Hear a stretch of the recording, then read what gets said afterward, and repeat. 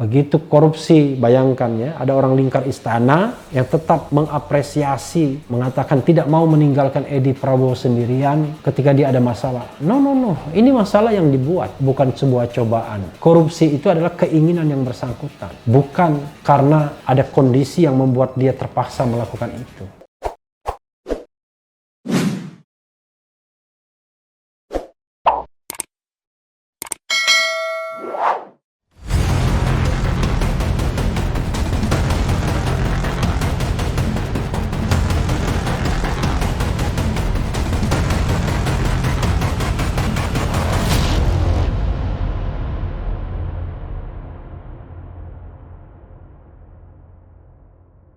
Assalamualaikum warahmatullahi wabarakatuh, Sobat RH sekalian.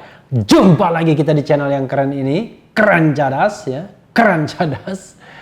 Kali ini saya mau membahas soal korupsi di Kelautan dan Perikanan, Kementerian Kelautan dan Perikanan, sebagaimana dilansir oleh kompas.com ya.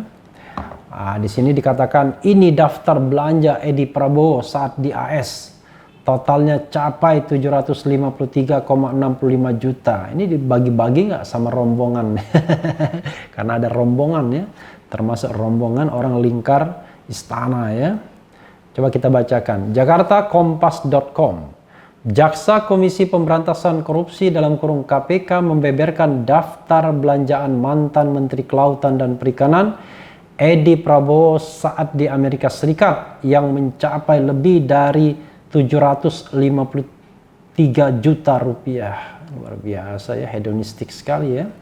Hal itu tertuang dalam surat dakwaan salah satu terdakwa penyuap Edi Prabowo, yaitu Direktur PT Dua Putra Perkasa Pratama PT DPPP Suharjito. Total belanja Edi Prabowo dengan menggunakan kartu kredit debit Emerald personal atas nama Ainul Fakih adalah sejumlah 753.655.366 rupiah.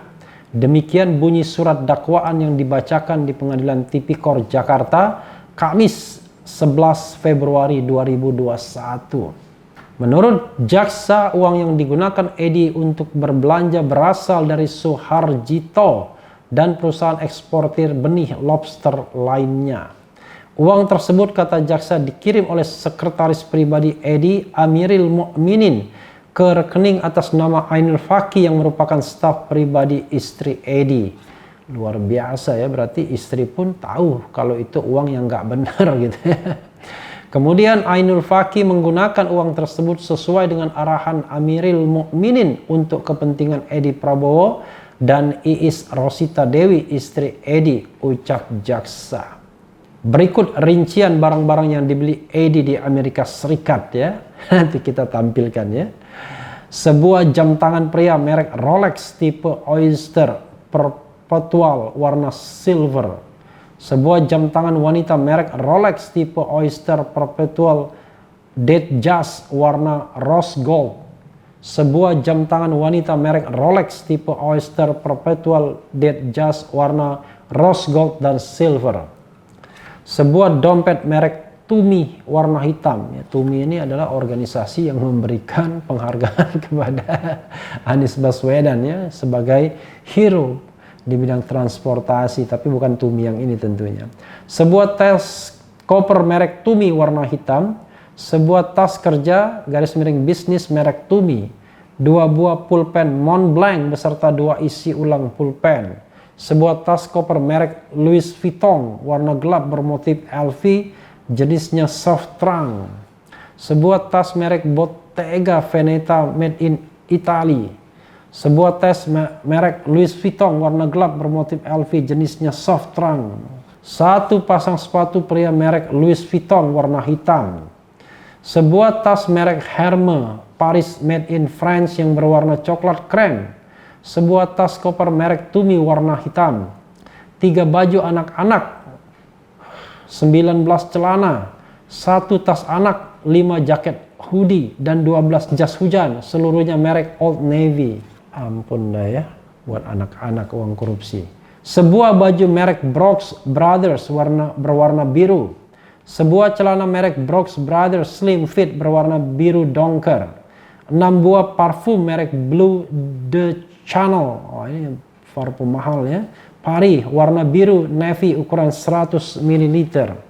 Diketahui Edi langsung ditangkap oleh KPK di Bandara Soekarno-Hatta sepulangnya dari Amerika Serikat pada 24 November 2020. Dalam kasus ini Soeharjito didakwa memberi suap kepada Edi dengan total nilai sebesar 103.000 dolar Amerika Serikat dan 706 juta. Suap diberikan melalui sejumlah perantara secara bertahap.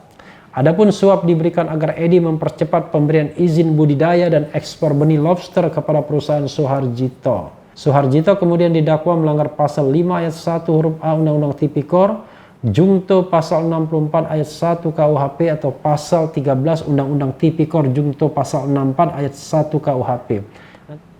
Ya, sobat era sekalian, itu tadi ya mengenai daftar belanjaan.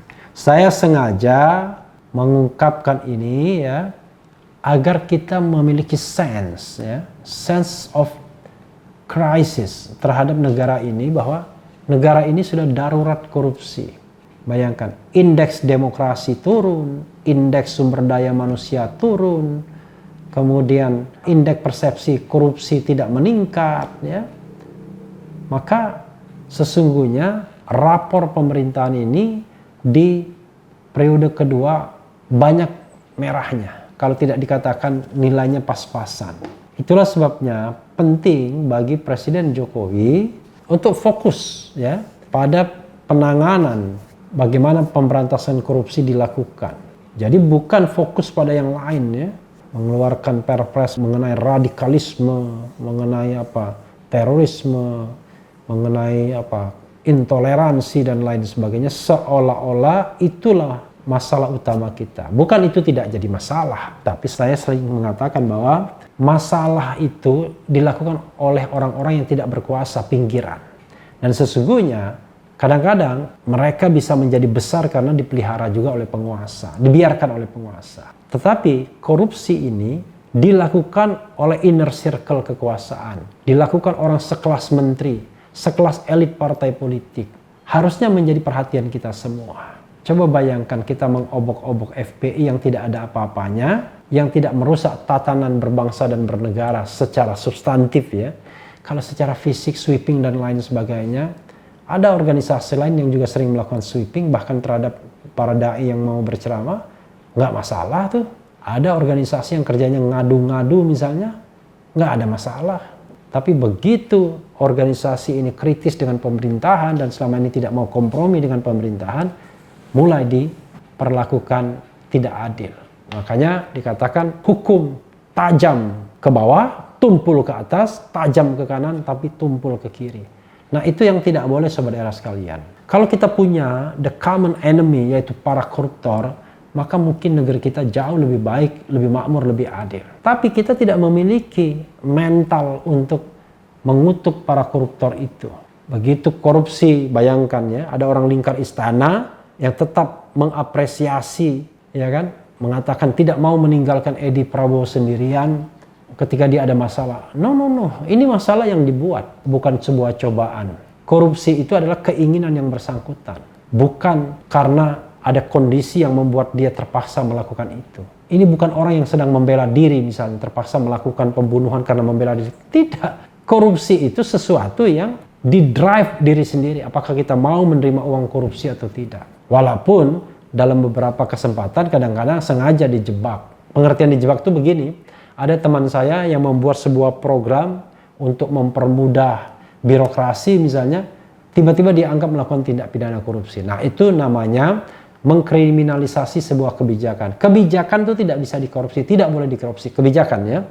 Tapi kalau di dalam kebijakan tersebut ada niat jahat, ada keinginan untuk memperkaya diri sendiri atau orang lain, ya itulah yang kemudian diproses. Jadi bukan kebijakannya, tetapi kejahatan di balik kebijakan itulah yang diproses. Jadi tidak pernah ada kebijakan yang dipidanakan. Yang dipidanakan harusnya memang kejahatan di balik kebijakan tersebut. Nah, kalau ini kadang-kadang susah mencari mens reanya, tiba-tiba kebijakannya yang dipermasalahkan. Ya, ada teman saya sampai sekarang menggantung terus status sebagai tersangkanya. Tetapi tidak pernah juga di SP3 tidak, tapi maju juga tidak. Tapi kalau seorang seperti Edi Prabowo, Juliari Batubara, no doubt, kita tidak usah berdebat lagi. Ini betul-betul kejahatan. Nah, memang ada azas praduga tak bersalah, tapi azas praduga tak bersalah itu kan dalam sebuah proses pengadilan nanti, bahwa selama belum ada putusan, dia dianggap belum bersalah karena belum ada putusan yang inkrah. Tapi bukan berarti kemudian kita tidak bisa atau tidak boleh menganalisis, apalagi ini sudah sangat terang benderang, tidak ada bantahan juga. Ada juga yang bahkan tertangkap tangan misalnya. Jadi saudara sekalian, apalagi yang menersangkakannya adalah KPK yang sekarang ini statusnya dilemahkan. Jadi dalam kondisi yang dilemahkan, KPK masih bisa menersangkakan, itu kan berarti ada tingkat kehati-hatian yang tinggi. Mungkin yang lain banyak yang lolos, tapi ini tidak. Ya, saudara sekalian, mudah-mudahan ya ini memberikan pelajaran pada kita, bagi kita, bahwa musuh kita yang utama adalah ketidakbenaran dan ketidakadilan. Kalau yang lain itu sebenarnya akibat dari dua hal ini, ketidakbenaran dan ketidakadilan. Dan di antara ketidakbenaran dan keadilan itu, musuh yang paling utama adalah para koruptor yang menggaruk uang negara, yang justru berada di lingkar-lingkar atau inner circle kekuasaan, sehingga mereka memiliki kekuasaan untuk menggaruk uang negara tersebut. Ya, saudara sekalian, mudah-mudahan cuaca ke depan lebih baik. Yang penting tetap di channel ini, karena di channel ini Anda akan dirayu, ditipu, dibaperin, dicecar, diuber pula di jalur khusus. Karena channel ini adalah channel yang mengancam, memeras, dan membenci. Jangan lupa subscribe, like, comment, and share. Cia.